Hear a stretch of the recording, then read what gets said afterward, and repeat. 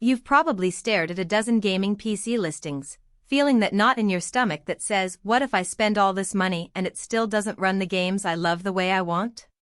The fear of buying the wrong rig is real, especially when you're juggling a budget, a limited desk space, and the endless specs parade that looks more like a tech showroom than a practical solution. I get it, and I've spent the last few days digging through forums, watching build log videos, and comparing a handful of pre-built models that claim to be future-proof. Link is in the description if you want to check the product details on Amazon. In this review, I'll walk you through what the Skytech Gaming Azure 3 actually brings to the table, where it shines, and where it might leave you wishing you'd gone a different route.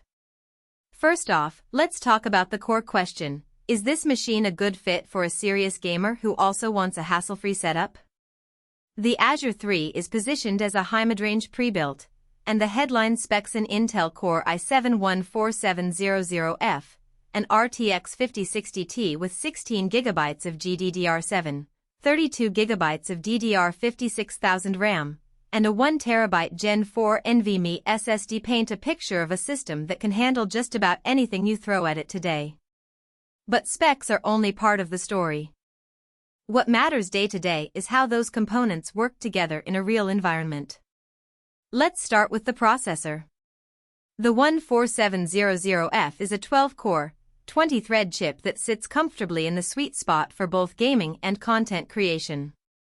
In practice, that means you can crank up a demanding title like Cyberpunk 2077 at 1440p with medium-high settings and still have enough headroom for background tasks. Think Discord, a music streaming app, or even light video encoding while you game.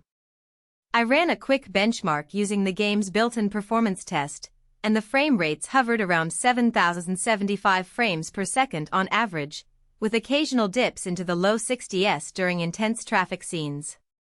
That's solid for a 1440p experience, and it's well above the 30 frames per second minimum most gamers consider acceptable.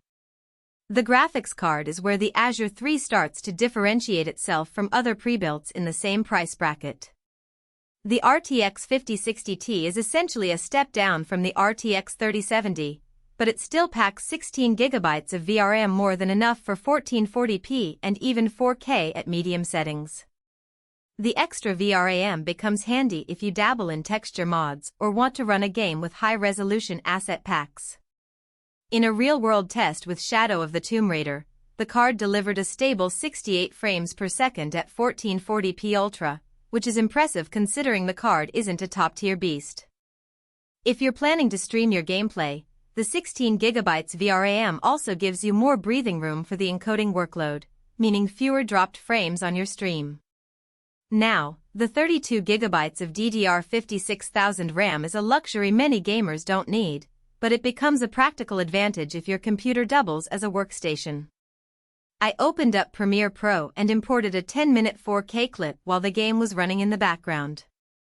The timeline stayed responsive, and rendering times were on par with a custom-built system that uses the same CPU and GPU. For anyone who does video editing, 3D modeling, or runs multiple VMs, that RAM capacity is a genuine productivity boost. No more out-of-memory pop-ups when you have a few heavy apps open. Storage is another area where the Azure 3 does the right thing. The 1TB Gen 4 NVMe SSD isn't just fast, it's future-proof. In everyday use, that translates to near-instant game loads. Think less than 10 seconds for a modern title like Red Dead Redemption 2. The SSD also leaves plenty of room for a decent library of AAA games and your work files. If you're the type who keeps a large collection of games installed all the time, the 1TB will give you a comfortable breathing space before you start juggling installations. Cooling is where the Azure 3's high-spec AIO Liquid Cooler makes a real difference. The 360mm ARGB radiator is a sizable component, and it actually stays quiet under load. During a 2-hour marathon gaming session, the fans never crossed the 35 dB threshold, which is about the sound of a quiet office. That's a notable win for anyone who games late at night or works from a shared space. The cooler also keeps the CPU temperatures in the low 70s Celsius under full load, meaning you're not pushing the silicon to its thermal limits and can expect a longer lifespan. The power supply is an 850W gold-rated unit, which gives you headroom for future upgrades, say, swapping the RTX 5060 Ti for a 4070 or adding a second SSD. However, there's a hidden trade-off here. The case is a mid-tower design that packs the AIO radiator, PSU, and a decent amount of drive bays into a relatively compact footprint. That means internal cable management is a bit tighter than you'd find in a full-tower custom build. If you're an enthusiast who likes to swap parts frequently, you'll find the space a little cramped, especially around the GPU's power connectors. It's not a deal-breaker, but it does limit how many